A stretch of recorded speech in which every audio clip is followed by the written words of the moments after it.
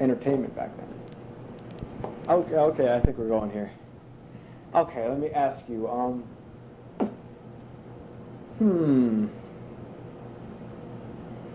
well,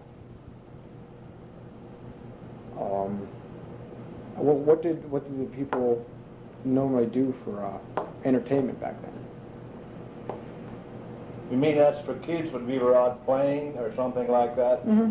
Yeah. Well, it was most of the time. At that time, it was go fishing.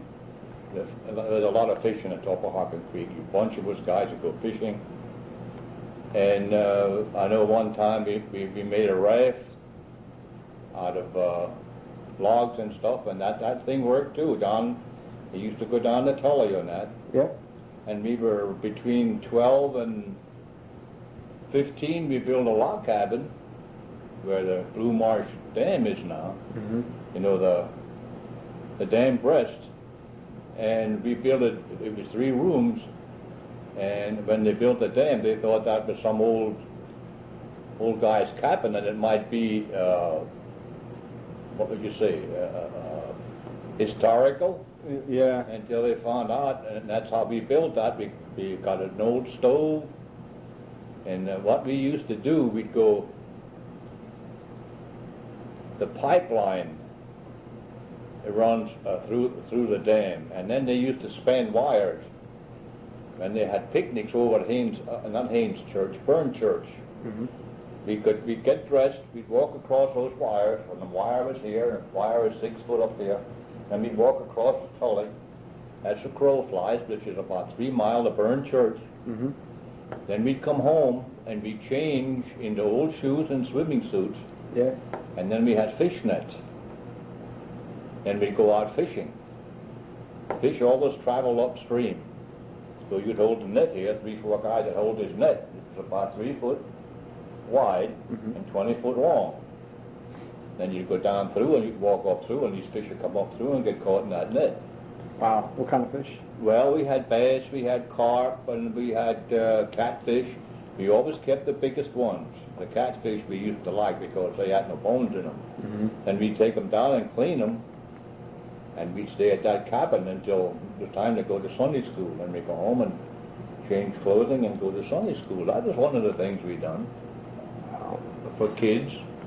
Because, and sometimes on a Saturday night, if there was no picnics, your dad would take you to the State Theater in Reading. There's a lot of movies in Reading.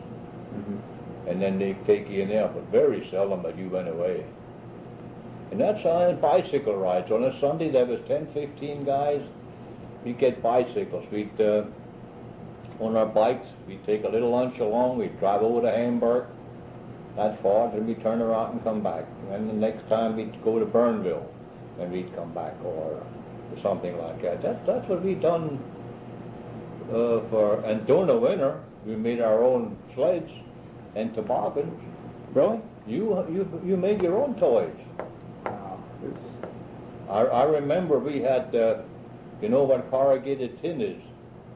You see it on a roof. It has ruffles in it. Yeah. Mm-hmm. That's called corrugated tin. You could get that in 8, 10, or 12-foot sheets. Mm-hmm. Well, we had a 10-foot sheet, and our neighbor, Wayne Troschel, bent this up like this. He made it hot, and then he bent it up and put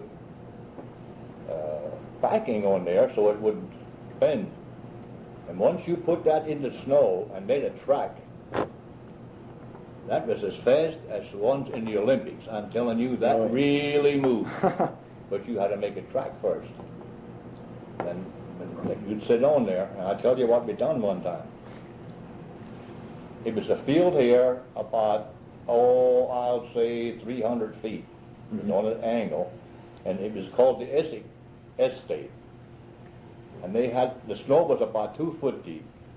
But he took a plow through there, then it come down here, and then here, there was 2 foot no snow. And about 8 foot over here, no snow. But over here, so we put a track down through there with this tin, and 5 of us guys sat on it, thinking we'd go fast enough to fly over this. Yeah. Well, we didn't. The thing dipped down in the front and hit this. Ooh. I'll tell you, after the recorder's off, our two guys, we had one guy in the hospital for 2 days. Really? Oh my But God. when this hit, you know what I mean, it come down, instead of it going across, it went like this, and we all bumped into each other, and we were sitting like this, see? Mm-hmm. And we also took over in back of the Essex farm. You know what a corn sheaf is? What a corn stalk is? Mm-hmm. Well, years ago, right now they take a machine and they cut the corn stalk off. The corn stalk gets cut off and it gets shelled, all in one operation. Well, years ago, when the corn was ripe, you cut it off and you put it in a sheaf. You put about 25, 30 stalks together, Mm-hmm. then you tie it with a corn stalk. Well, we take a tar rope and tie those real tight, and we take a runny and use those as a sled to go down. We had a runway, I'll say a good quarter of a mile. That's when the crust was on the snow. Mm-hmm. You don't get snows like that anymore. Years ago, you got crust on the snow. I remember my dad took me to Sunday school years ago. It's from the Lower Heidelberg School over to Haynes Church. Mm-hmm. He didn't drive in the road. He went in the field and drove on the crust on the snow with his Model T Ford. Oh, jeez. That's how the. Well, see, years ago, you only had a couple automobiles. You had no oil burners. You only had a third of the people. So when it snowed, if it snowed in November, that snow stayed most of the time until April. We kids used to build snow house back at the stands. That we'd be in there in that snow house, it would blow shut, you know, Mm-hmm. and then we'd put corn shocks on there, and snow on top, that would insulate it. We'd go in there and play. Oh, wow. Yeah. Well, you guys are really creative. I mean, the kids these That's days. what we done. And also back at school, at the Blue Marsh School, they had, I'll say about 50 maple trees, big ones, Mhm. around the schoolyard. And a few in the school, well, that gave leaves. God, you had leaves galore. Then we'd build a leaf house. Mm-hmm. You'd go up in the woods, which was about from here to the fire company of Inn, and you built like a log cabin, but then you take the leaves and put them between there, you know what I mean? Mm-hmm. And it lasts a whole winter, build a leaf house. Oh, wow. That's what we do. Yeah. Sounds like you guys have a lot of fun. Yeah. Well, you had nothing else. You had no roller skating rinks. Mm-hmm. We were stuck over there, so like I say, built rafts, fishing, and I used to love to go out with the bicycles. You met a lot of people. And then we go target shooting. Some of us guys had rifles, and we'd go out target shooting. And like the fishing was fun. When you go to Burn Church and you walk across that cable, and you come back, there's no cars there to take you. You walk if you wanted to go. Mm-hmm. And we change clothing and go fishing. That was fun. Okay, let me see. What about, did you guys, as you got older, get into a lot of, well, Trouble. mischief? Yeah. Well, I'll give you an idea of what happened one time. I was no churchgoer, but my mother, I saw the guys come down State Hill, and they yelled at me to come to go along. Mm-hmm. There was 7 of them. My mother said, "You're not going, you're going along to Sunday school." And I went along to Sunday school. Now here's what happened when I was in Sunday school. They come down here, and here was Pyle's store. The road come down this way, and right here was a big telephone pole on the corner. Telephone pole, and the electric light pole was much bigger. And then a road went down this way to where the Blue Marsh School was. Now these guys took a rope, a wash line, Mm-hmm. and tied a rock on the other end. And 2 women come down through there and hit this wash line. This rock flew around and flew in the side window, cut the girl's neck, cheek, and splintered the windshield. Ooh. Now those guys took off all over the place. Now why they done it, I don't know. But this is some stupid stuff that when you're a kid, you do it and then you think. Mm-hmm. As you grow older, you think and then you do it. But the cops got every one of them. And $35 at that time was an awful lot of money. The two guys that were with were working at, they were over 18, they worked at the Berkshire knitting mill. State troopers come in and got them out of the Berkshire knitting mill. Oh, jeez. But it cost them $35 a piece for that stupid act. Yeah. Wow. That's...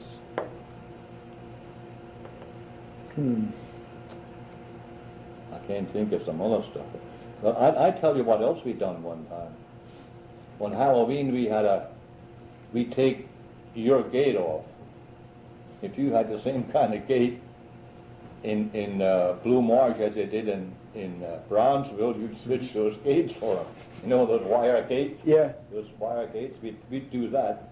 And one time on Halloween we took a guy, now his barn, did you ever notice how a barn sets into a hill? Mm-hmm.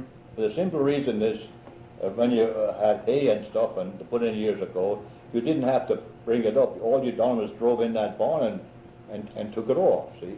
That's why they were always dug in a hill someplace.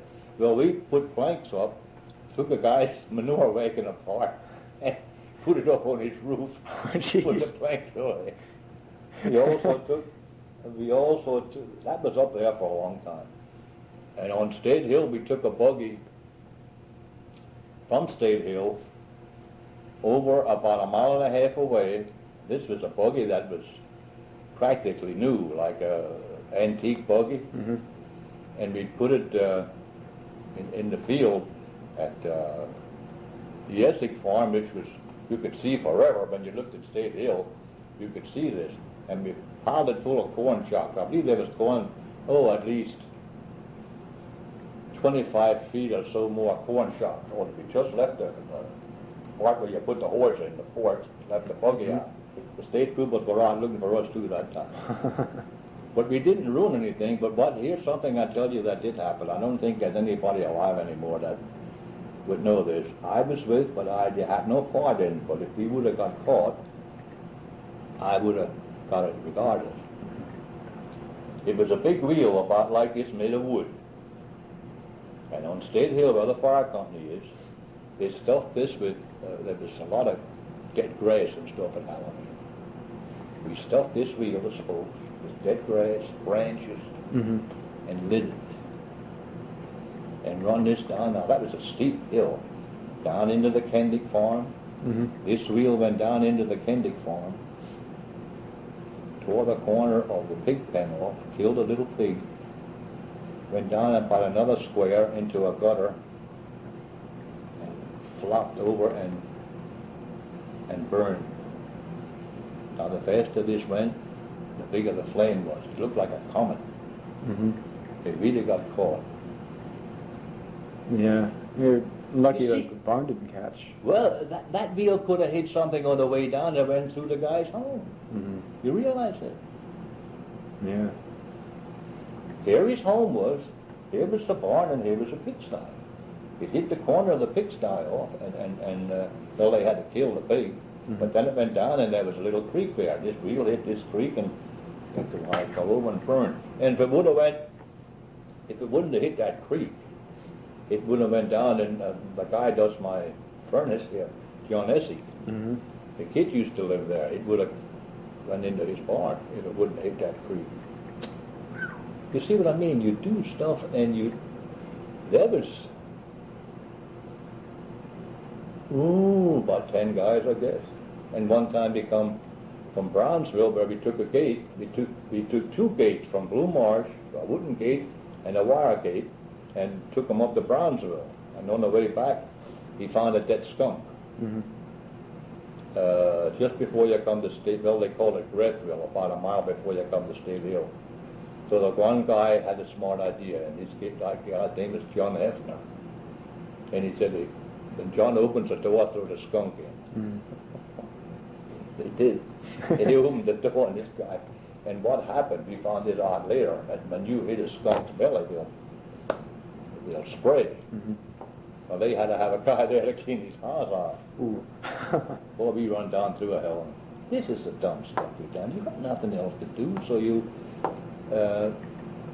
we never hurt anybody. We were lucky that nothing ever happened.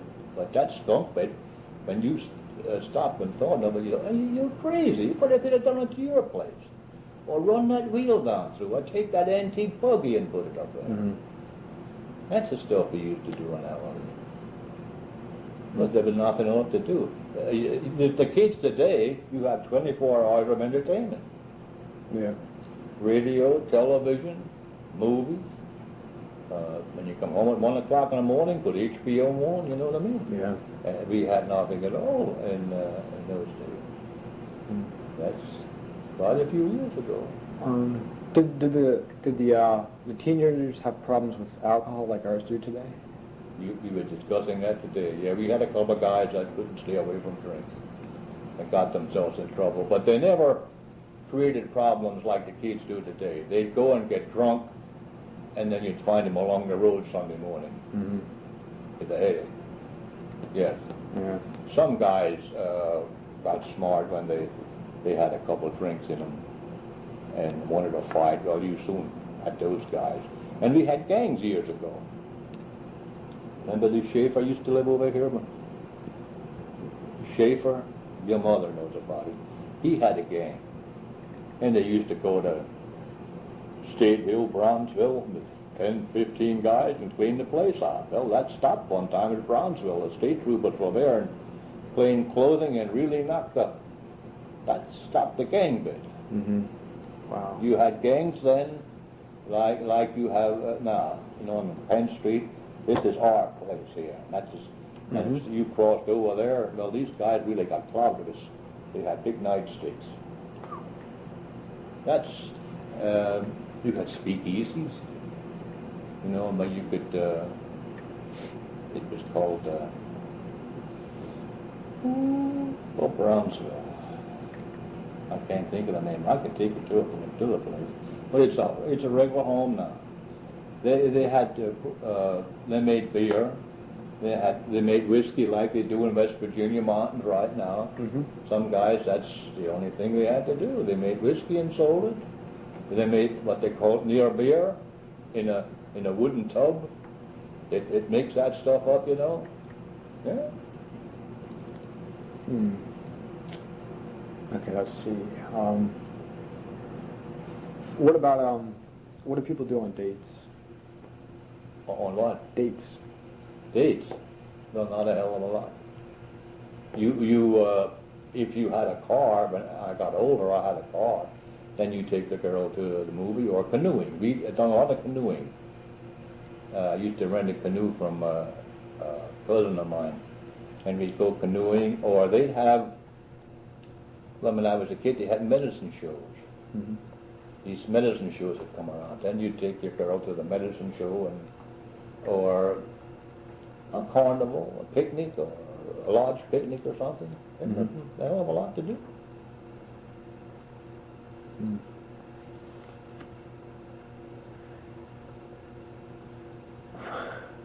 I have him stumped now, Elsie. No, it really was, when you think of it, it's just like I told the kids here a couple of weeks ago. There were kids up here they were fighting about oranges. You know when when I was a kid, when we got an orange? Christmas time. Really? Christmas time you got a big orange and a little box of candy. Bananas, you didn't see bananas around like you do today. You can go get a banana any time of the day here. Mm-hmm. I was a kid. There just wasn't that stuff around. As the population grew, then they put more orange trees in, more banana trees, you know, stuff like that. And when you lived out in the country, you had a garden, and you if you grow something today, you had nothing to eat tomorrow. Mm-hmm. You raised chickens for your eggs. You raised hogs and then you butchered in fall, you know, like two or three hogs, and you bought a half of a beef, and then everything there was nothing in the store frozen. No way. You couldn't go into Weaver store and buy frozen stuff because there was nothing in like that.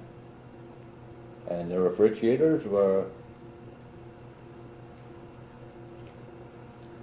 When did the ice refrigerators come out, Mom? We had no refrigerator. We had a ground cellar, and we had a a cage built with a wire around it, Mm-hmm. and it was cool in there. That's where you kept your milk for a day or so. If it was over a day, your milk got sour on it. Really? Your pies, and then later, they built a box. It looked like a refrigerator. You put ice in the top. Mm-hmm. And that cool water dripped down in a pan, and if you let that pan get too full, you had a wet floor. Then the refrigerators come on. It's electric. I sat when I was a kid with coal oil lights. It was a coal oil light about this high with a globe on it. Then it had a concave mirror in the back of it.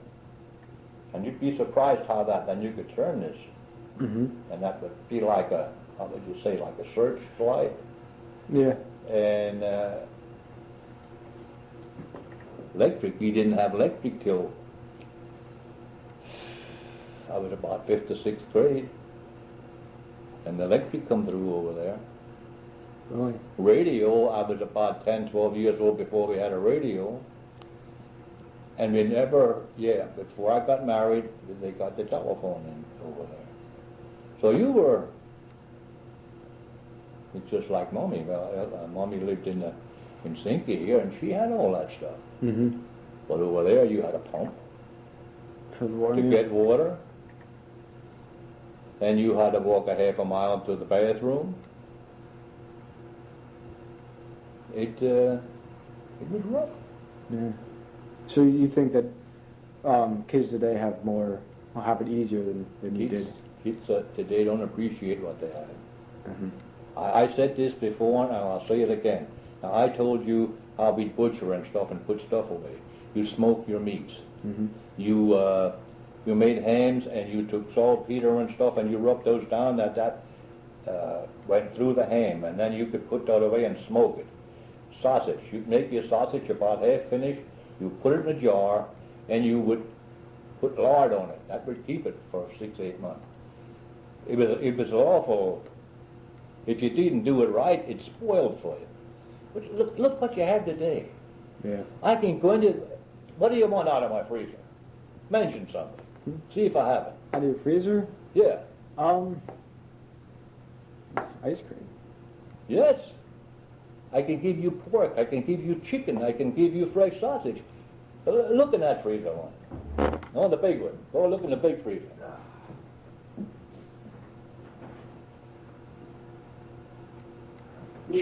Chicken at the top, frozen pies, frozen beans, bread in the bottom, a turkey, and you name it. Want to see some jelly here? Yeah. Jelly, nuts, parsley, peppers. You didn't have that when I was a kid. No way. And it was rough. I always say this story to some of the kids. Well, a couple of years ago, we were sitting out, Harold and I were sitting out at the Berkshire Mall, in the middle of the mall, but it's round. They always have that. And 3 girls come up to us. And I thought they were a little off. She said, just like you're asking me, what did you do when you were a kid? I said, what are you talking about? But what did you do, she said, when you had our age, when you were a kid? So I gave her a few examples. I said, we had no movies. Told her this. I said, why did you ask? Well, she said, my dad, she said, he always talked about they didn't have this, they didn't have that. I said, well, your dad is right. We didn't have it. Now I said, here you're walking around here, you have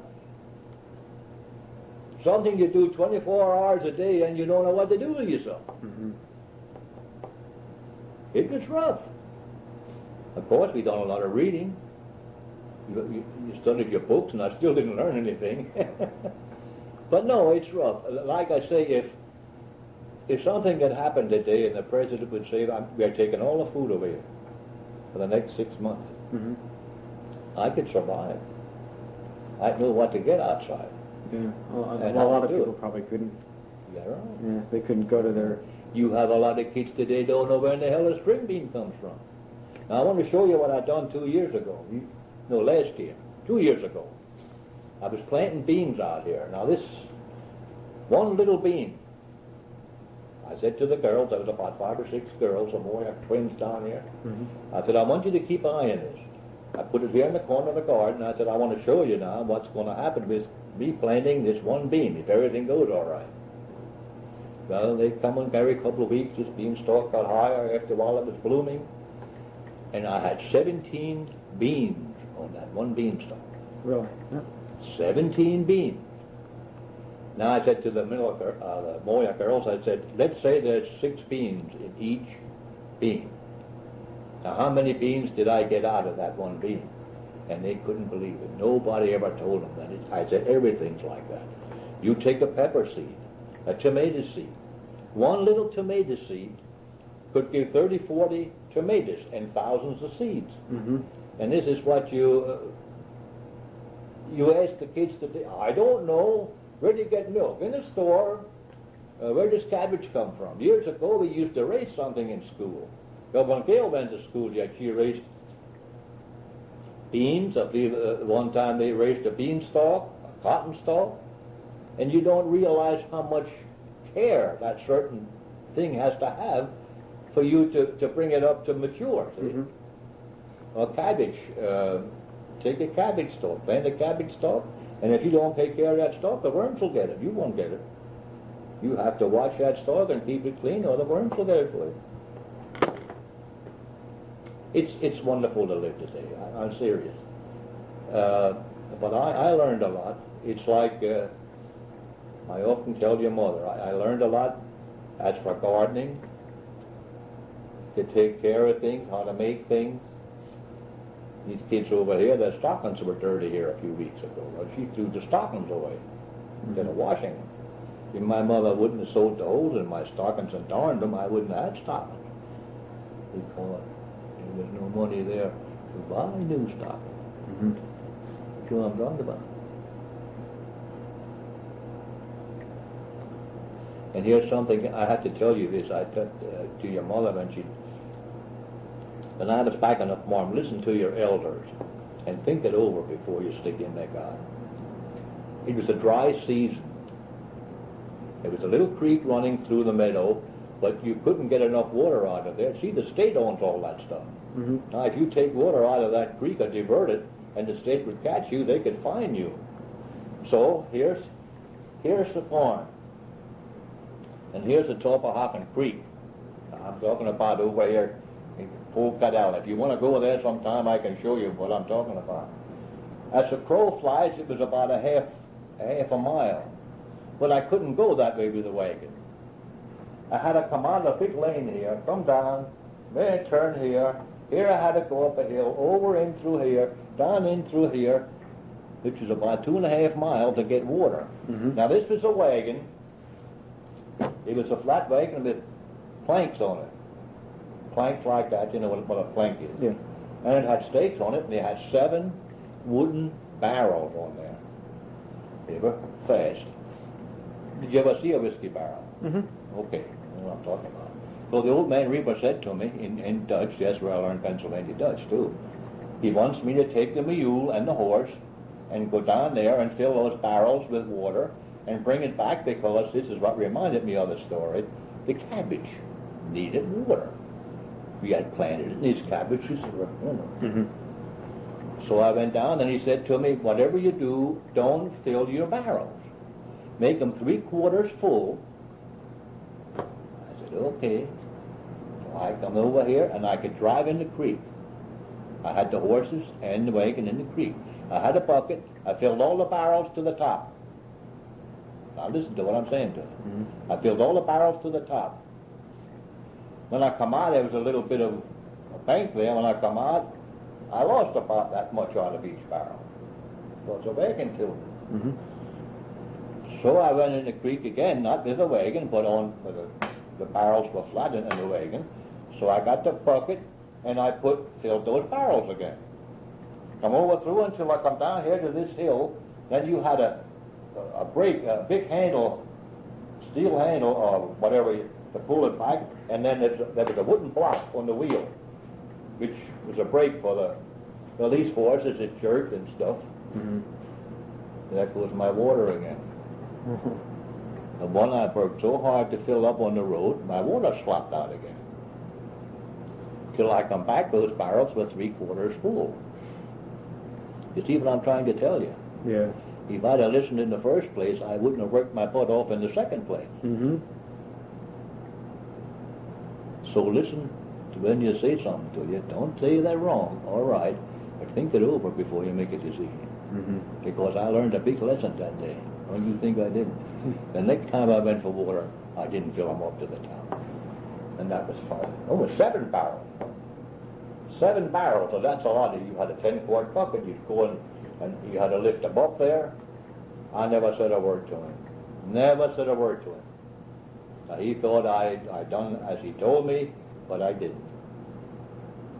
But then you had to be lost some going up the hill and to the cabbage patch. And each one of those cabbage stalks it was not quite as big as a coffee can. Years ago they made their own tin cups with tin. Did you ever see an old tin cup? And the handle on it, each one of us had a tin cup, and each one of those cabbage stalks that's how you work. Because if he wouldn't have watered that cabbage, he wouldn't have had cabbage in fall. Just wouldn't have worked on. That's the stuff we went through. Today you can go to the store and you can buy cabbage and carrots, everything is raised in Florida or South America and California, but we had it rough. We really did. But I say you learned a lot. And some guys had it rougher than I did. To give you an idea, the second year I worked there, I got up at 4 o'clock in the morning. I had a bicycle, a Western Flyer bicycle, orange and black. It was a beauty. Mm-hmm. I drove 2 miles back to, and then they had 6 cows. That cow stable had to be cleaned. All the poop had to be taken out of it, washed down with a hose, new straw put in. Then that ring, they had a big bell outside of the barn. You rang that bell one time, then she'd come out and she'd start milking. Then I went down in a greenhouse, which was below the barn, and sprinkled the greenhouse. That had to be sprinkled every morning before the sun hit down. You know what a greenhouse is, a glass house where they raise plants in. And when she'd ring the bell, I had to get that bucket of milk, take it over here in a big spring house, which was beautiful. That spring house was as big as my kitchen. Beautiful clear water. Yeah, the milk cans were in. You had to pour that milk in there for it to cool. And that milk can was cool. You just cooled around the outside. You had a wooden paddle that you had to stir that so the warm milk would come out to the, okay? Mm-hmm. That lasted till about 7:30, till she was finished milking. And then I'd feed the cattle. At 8 o'clock we had breakfast. So I worked 3.5 hours before I had breakfast. Then we had breakfast, and then if the hay wasn't damp, you know how it is in the morning when you go out to something, you get wet shoes because there's no moisture on them. You waited till the wheat or the oats or the grass was dry, then you start working. Or you start picking strawberries or string beans or lima beans or raspberries. And if they knew it was going to rain tomorrow, you worked till dark and sometimes after dark because tomorrow you couldn't work because rain was going to come in. You know what I got a day? I couldn't. The first year I got 25 cents a day and 2 meals. The second year I got 50 cents a day and 2 meals. A day, not an hour. That's true. Of course, you could buy 5 pieces of gum for a penny, you know, that stuff like that. Mm-hmm. But it's when you mention something like that to somebody today, they say, "Oh, you were nuts." No, I didn't.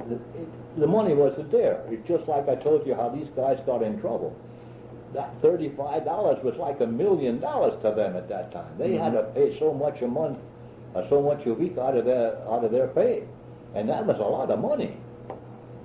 Why they done that, I don't know. But this is some of the stuff that you went through when you were a kid. And a lot of idle time. You, like I say, you went fishing. We'd go when the creek would get high. We'd catch suckers and so on.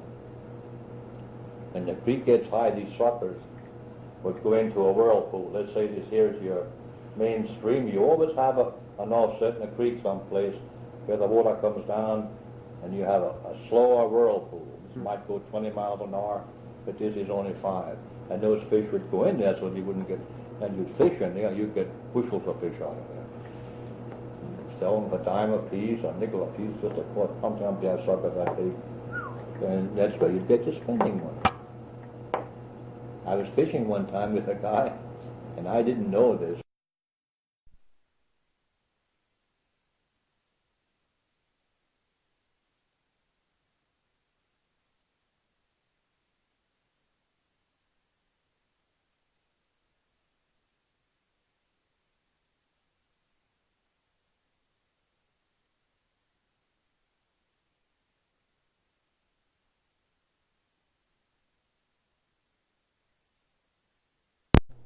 I was fishing one time with a guy, and I didn't know this. He was a game warden, and I was, 16 or 17, I guess. He said, next time I sit alongside of you, you better have license on yourself. Yeah, that's the stuff.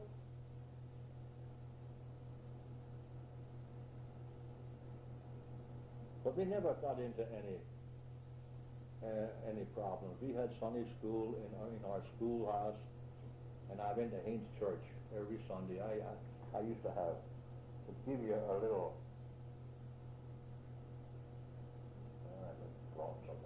I went to Sunday school regular. I was in Sunday school plays and stuff. But we never got into any kind of trouble like the kids do today. And if we done anything, it was a 22, and we knew what we were doing. Mm-hmm. There was no, what you're doing. We talked about it. We got into fights. We had boxing gloves on one time. I got here. I thought I was in the moon. Oh, did I get clobbered? No more boxing gloves. Mm-hmm. So that's, we'd ski. When the snow was on the ground and the crust, we made skis out of barrel stays. You know, a barrel stay is like this. A barrel, you know how it is? Mm-hmm. So we broke a barrel apart and we shined it up on the bottom. And then we put old harnesses on here to put our foot in. But you couldn't hold them. Only about this much was on the snow. What the hell, you go all over the place. Yeah. But that's what we do. Stuff like that, we'll experiment with. Mm-hmm.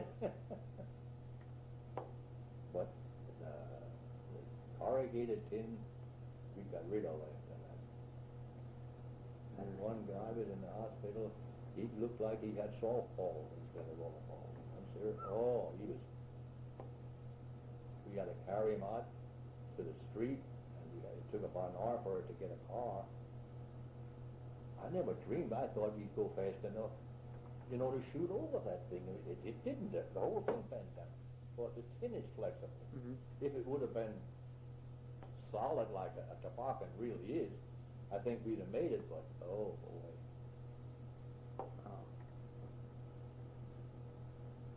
Anything else you'd like to know? You know how I got my wife through a haircut. Yeah, I heard about that story. Well, I can tell you about my deer episode. I went hunting for the boys up to Berks County for years. I saw a deer, but they never suited me. They'd be either in front of me or in the back of me, or well, it just didn't pan out.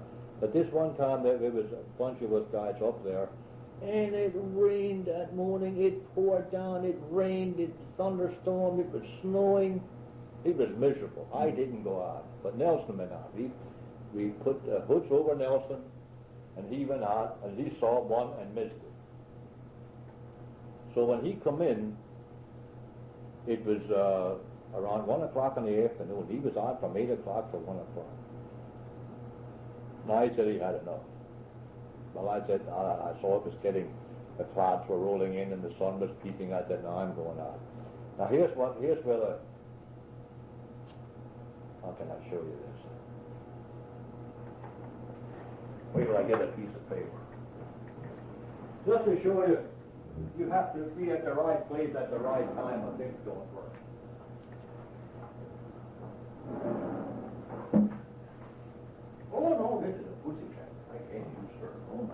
Use a piece of paper from here. Here, I'll use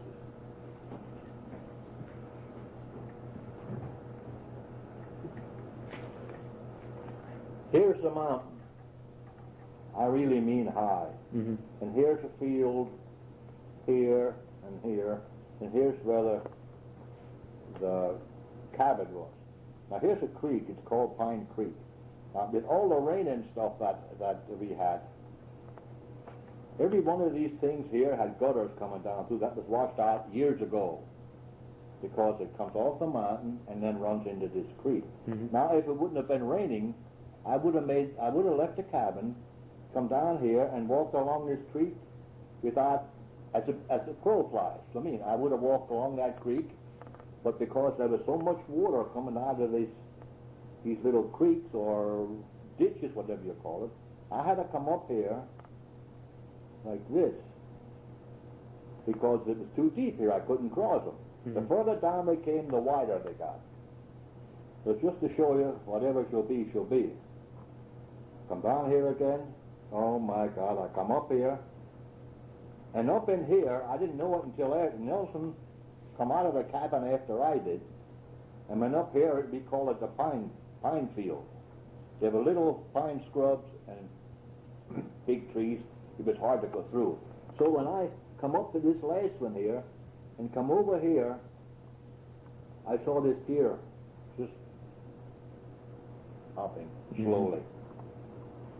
Well, I shot and hit him in the belly. I should have shot front further, hit him in here.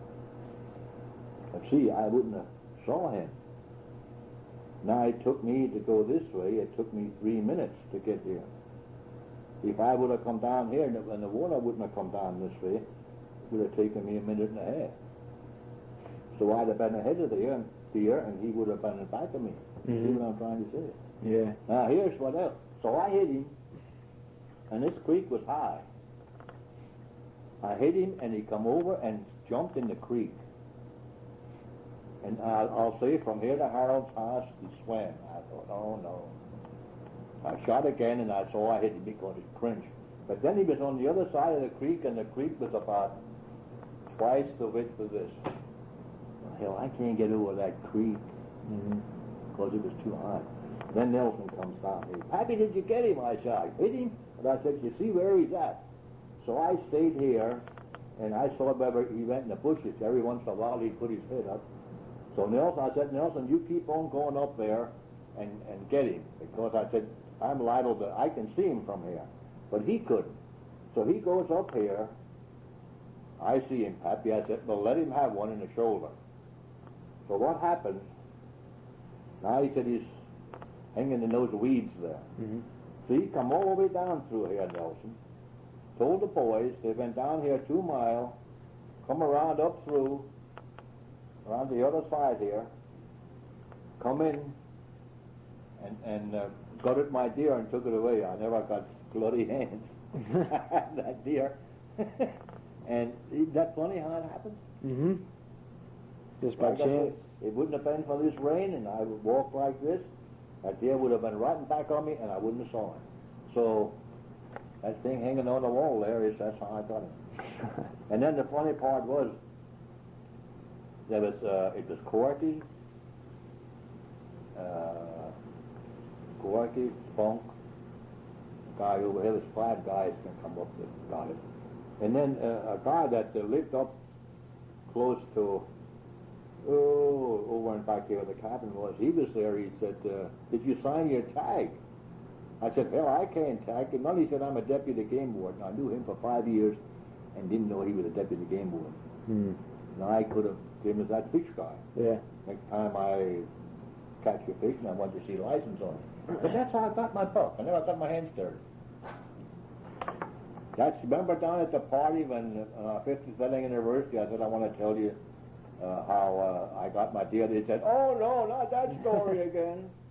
So that's how I got him. And but the guy told me then, this deputy game warden, he said, you have a knife here, sign your license, stick him in your knife sheath, and throw it over here. So he tagged him for me. Mm-hmm. See, you're not supposed to touch that deer unless you tag him. So here I was hunting with this guy all this time and didn't know that. Jeez. See, that stuff happens to you. The boy, I always say to the boys, whatever shall be, and it goes fine.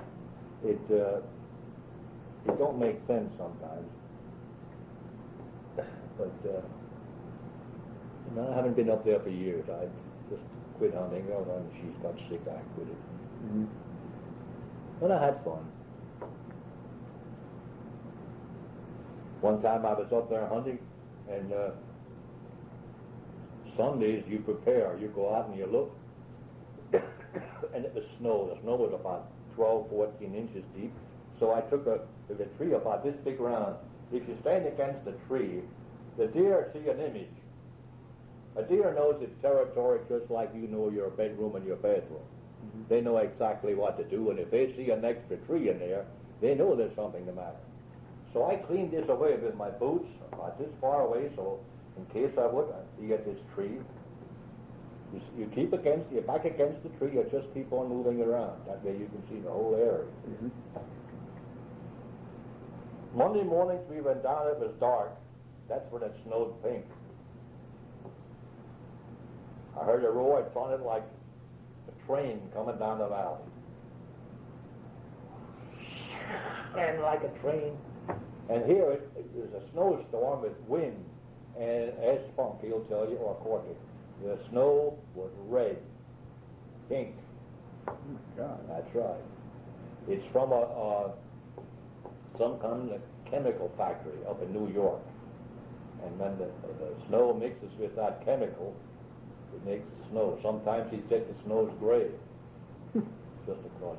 Well, anyhow, I was standing there for a while. I saw deer a half a mile away running around the hill.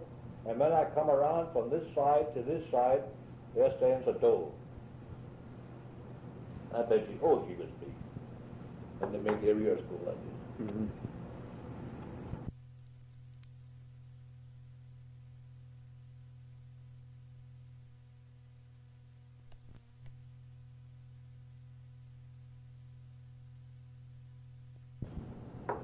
And, well, it was buck season, and they know this. So she just looked at me and it snorted. Mm-hmm. And she snorted a couple times, and she politely walked away from it. She can't shoot me because it's buck season.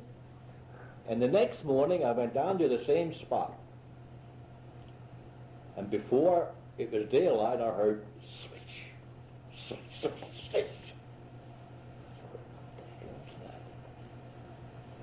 It did. There was some apple trees, the wild apple trees up there. They only get about this big, the apples. Mm-hmm. Now the deer are smart. When they only eat around the bottom of the tree when there's no snow. They don't touch the top because they save that top when there's deep snow. Then they don't have to. Understand? Yeah. Well, these two little doe, they looked a little bigger than police dogs. Mm-hmm. They're down there, and did you ever see deer? They stand on their hind legs. And they went up, and every time they picked an apple off, they pulled this branch down, and when the branch went back up, it went swish, swish, swish. Mm-hmm. That's what I heard. So I saw some wonderful things up there.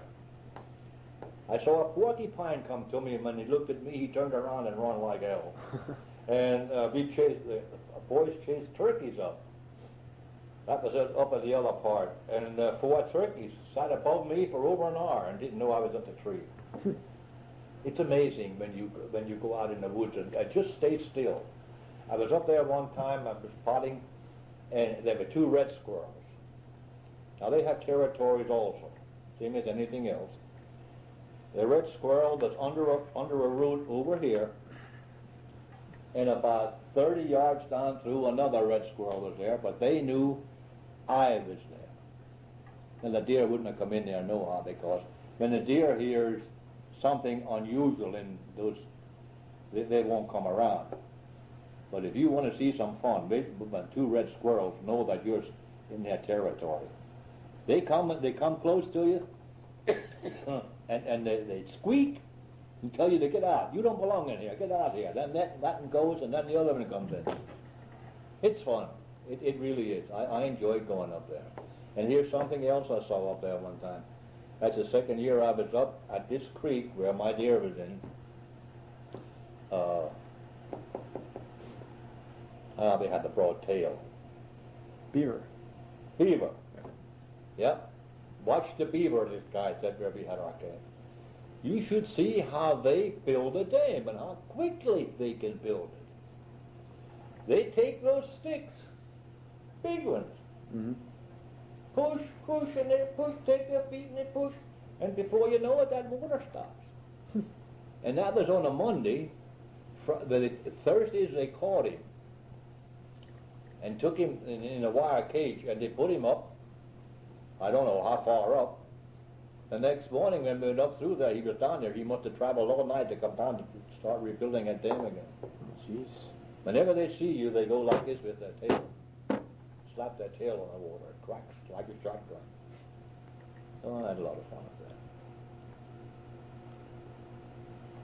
that. And also, I used to cook. I'd hunt till 3 o'clock, and then I'd come home, and I'd get supper ready.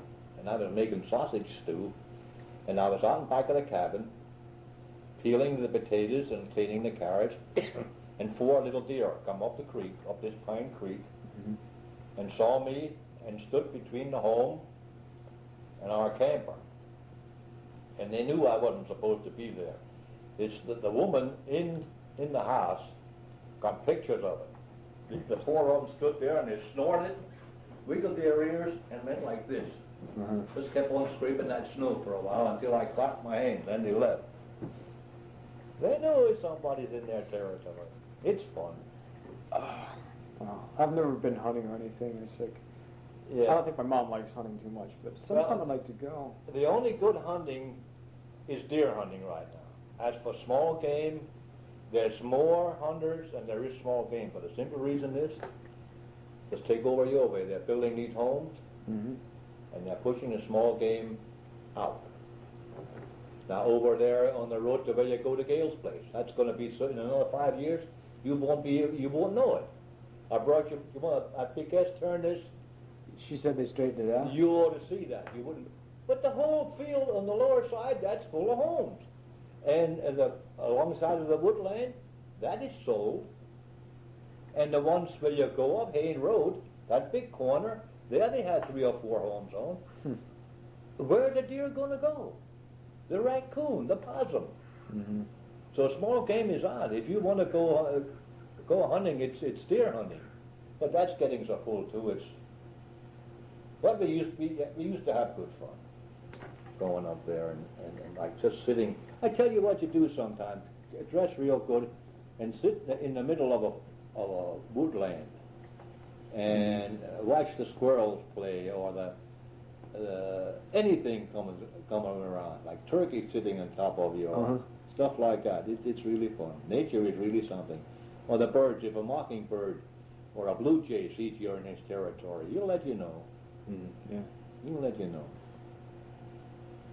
I see more and more deer, like near the roads. I've been going up, like at the end of State Hill Road, up into like Brownsville Road and things like that. Yeah.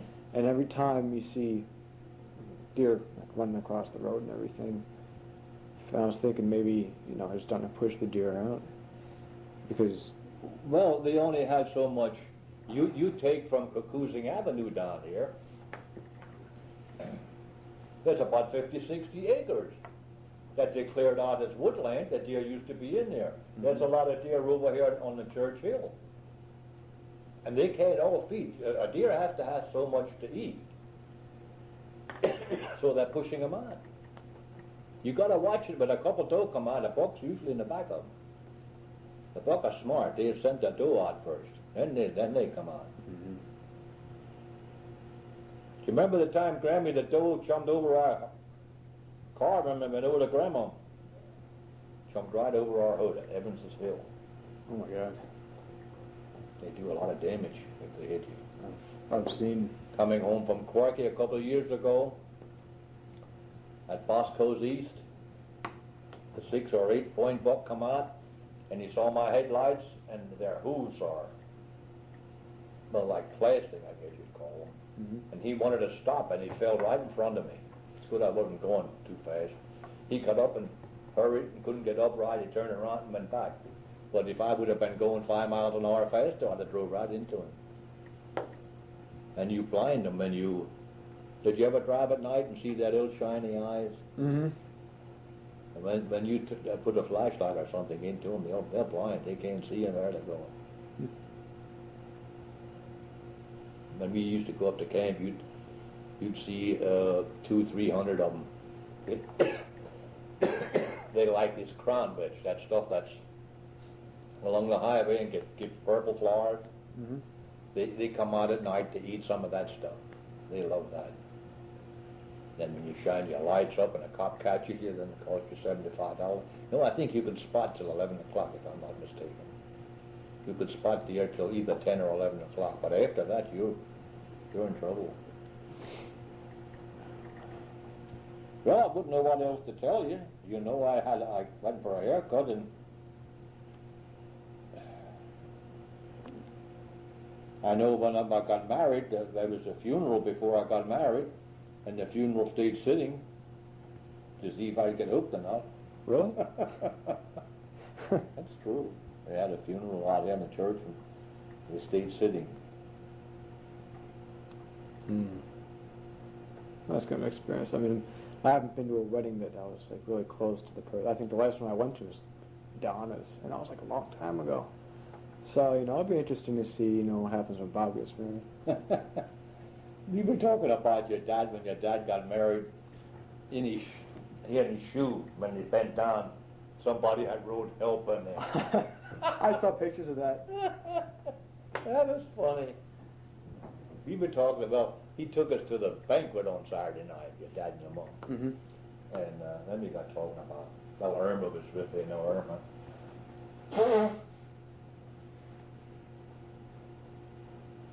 Oh, the hell, that's...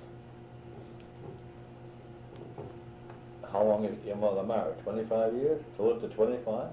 Yeah, it was 25 this August. I know it's 55.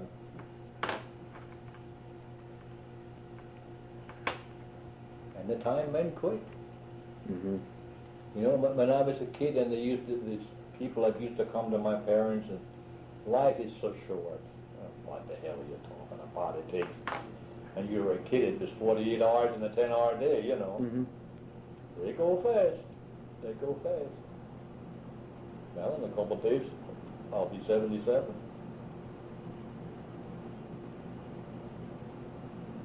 Wow. What did you think when you were young and you thought about, you know, the future and everything? What did you picture in your head?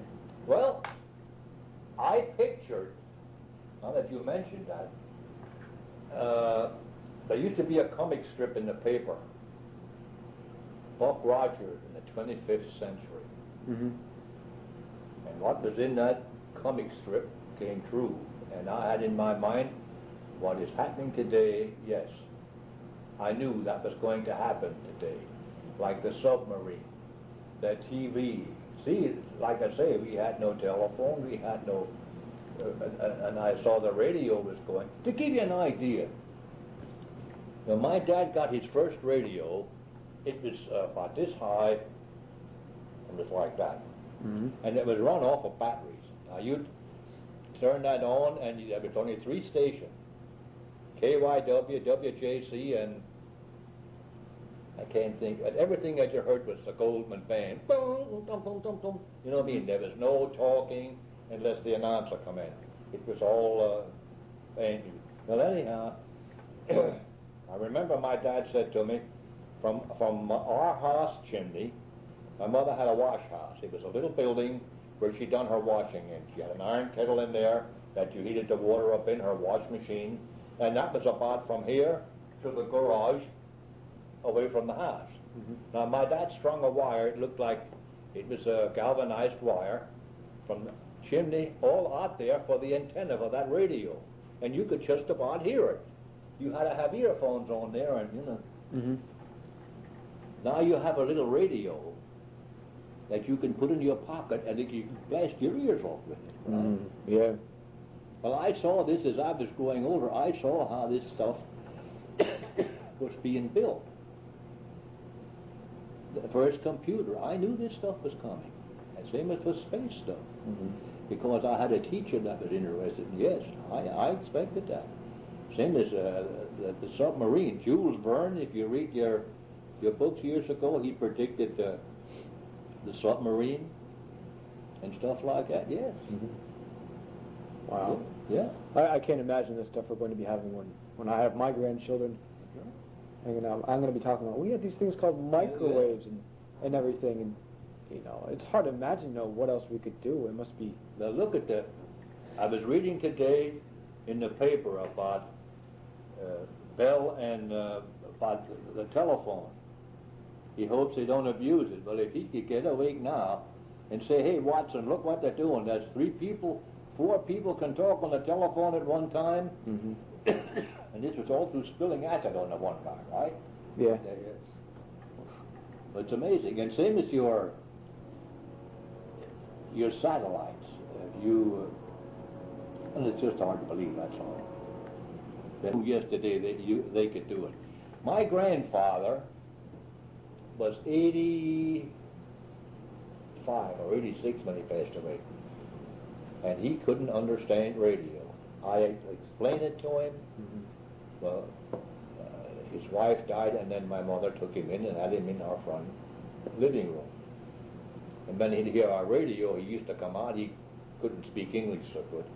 The Goldman Band was out front playing again. He couldn't sleep. That was because he heard the radio.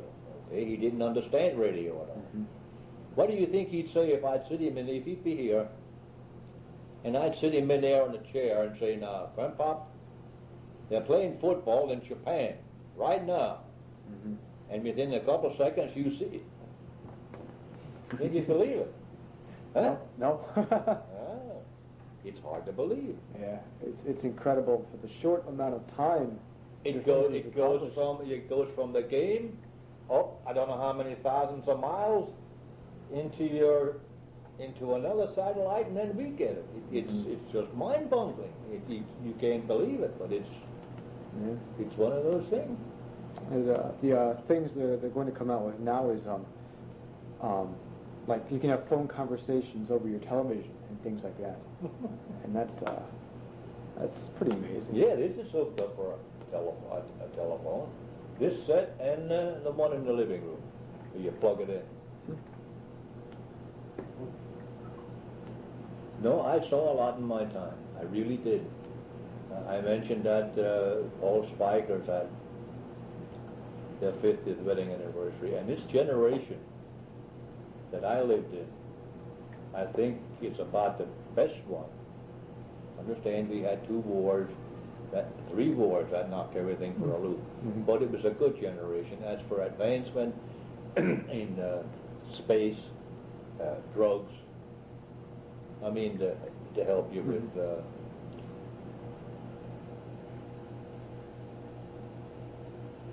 it's really something what they've done. I'm going to live to be 100. I'm going for it. Think I'll make it. Oh yeah. I said the other day coming home from traffic is hell. It don't matter when you go out on this highway out here.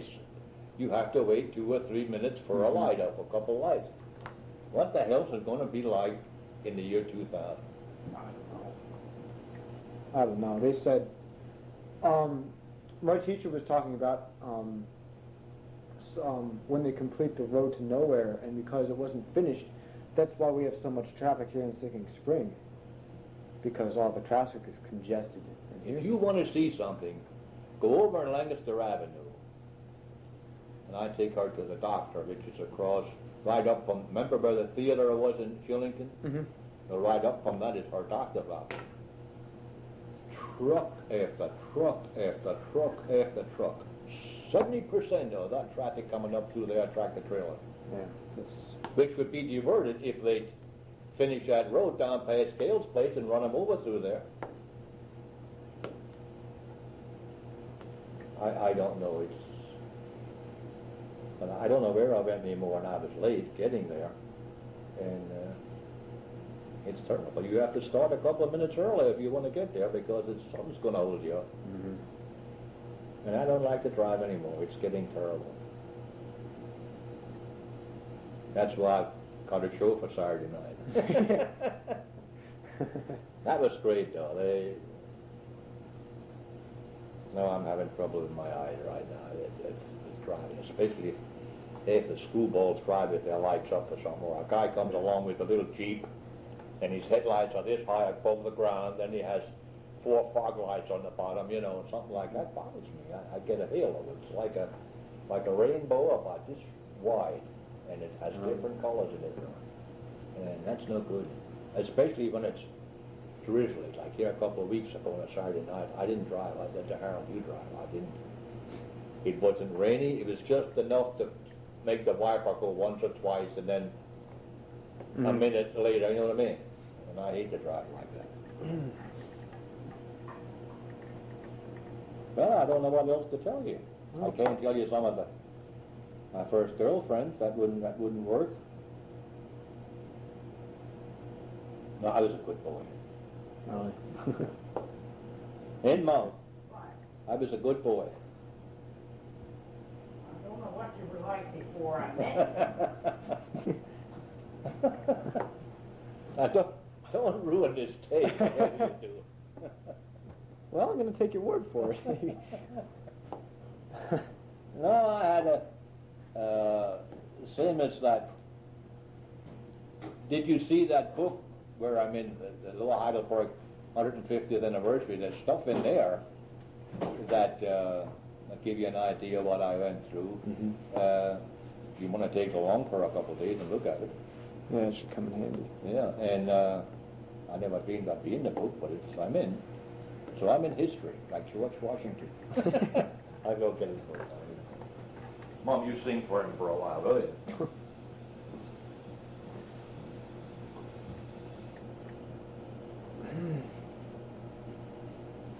Oh, boy.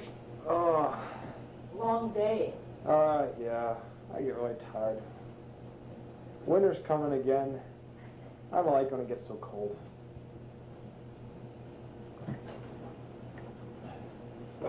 You talk about Lower Heidelberg. Well, Lower Heidelberg, the State Hill Fruit Farm, you know what that is, where it was supposed to be.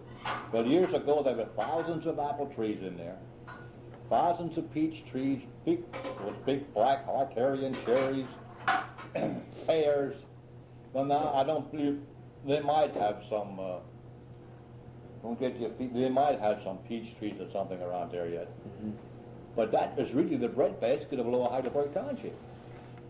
You could get a job there to help to trim trees, help to mow grass between the trees, help to spray, pick apples, pick peaches, and that's why I was for a couple, 2 or 3.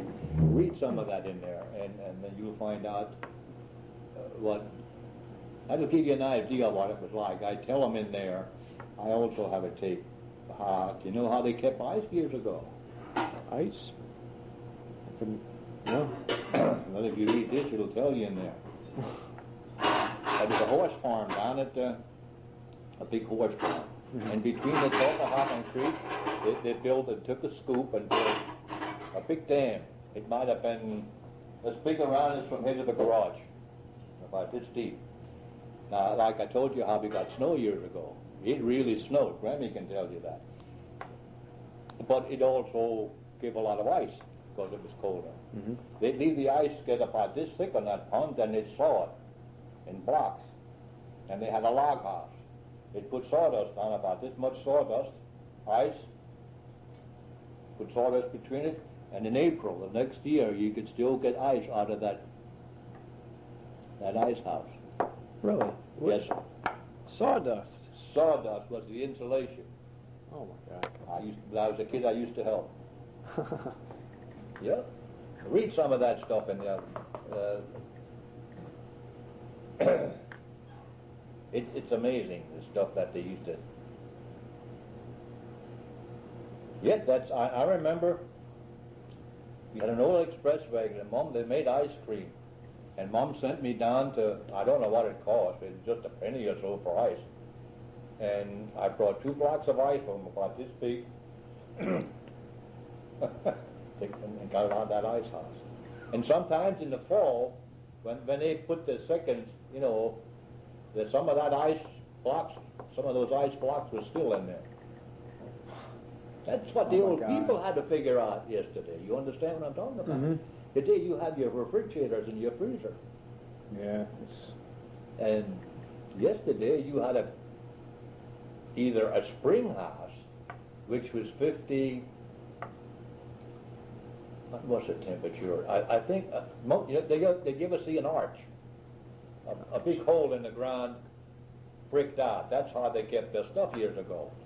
In the ground, 15, 20, 30 foot, Mhm. it's called an arch. That was with brick, it was always moist in there. That was 50, I don't know, was it 52 or 40 degrees continuously. It don't matter how hot it, or how cold it was outside, that was that temperature in that arch at all times. In this spring house, which was usually built of rocks, heavy rocks, Mhm. there was always cool spring water running down in there, and this is what spoils food.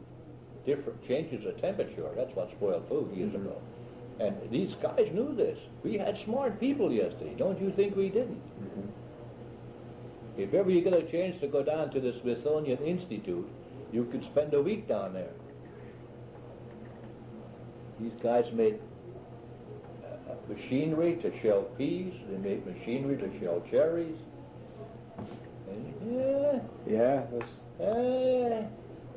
if you didn't think yesterday, you didn't eat yesterday, which I told you in the beginning here. mhm. And that's what you learned yesterday when you were a kid. What's Mom doing this for? Well, this is what, okay. Same as jelly. You make your own applesauce. Mhm. You bought apples, well, apples were cheap, or you raised your own apples. You made your own jelly. Hell, they used to have, my mother used to have a couple hundred jars sitting in the cellar. Peaches, pears, string beans, sour string beans. Now you freeze them. You see, red beets, and all that stuff she'd can. Because if you didn't can today, you didn't eat tomorrow. And you had no, you didn't go to running for food stamps because there were no food stamps. Mhm. None. That's where the government made a big mistake yesterday. Yeah, that's true. I have so many people living off of the government and things like that. Now there's families living on food stamps and on welfare for generations. I can tell, I think your mother read the story in the Times a couple of months ago. This colored lady in Washington, she has her grandmother living, I hope I had it, has her grandmother living with her, which is getting compensation from the government. Mhm. The daughter had 3 children. They're getting compensation from the government, paying their home, paying their rent, and getting food stamps. Now the oldest daughter of the daughter is pregnant. Now when that baby arrives, that'll also be taken care of by you and I. Do you know what they average in a year's time? No? $51,000. And Oh the my poor God. guy that worked with pick and shovel today don't even get close to that. You That's see a what I'm crime. talking about? That's not right. They should. Okay, this is what's happening. We gotta And- get somebody in office that's gonna fix this stuff. It's, You can get food stamps and all that stuff if you don't own anything. And these colored people, why should I buy something? My television goes haywire, they get it fixed. The rents do, you and I pay it. mhm. You're hungry, there's food stamps. You have nothing to, you don't work and you don't own anything, so they'll give it to you. But this one family, it was James Burrell, a guy in here in Reading, a reporter. And I told your mother to read that. That got me pissed off. Oh, I was mad. $51,000 I got in a year's time.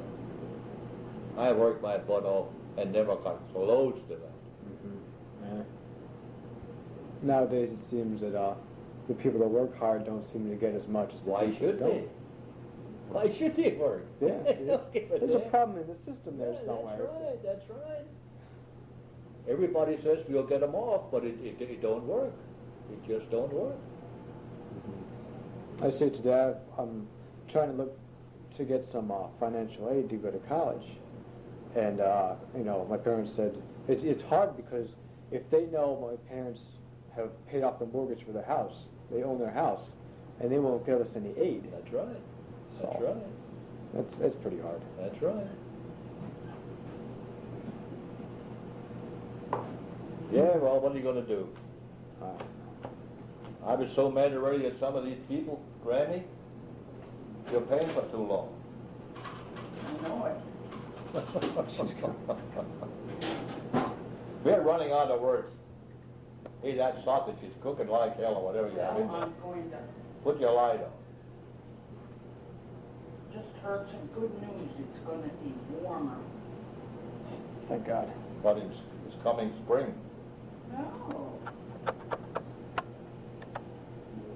We were lucky so far. The other day it was cold for 2 days, whether it's Monday or whenever it was. Put your light on, Granny. She don't listen to me, Richie. That's why we get in so many fights. I don't win, but... Oh, Well, I hope I helped you out. That'll give you an idea what... oh yeah. I'm gonna have plenty of stuff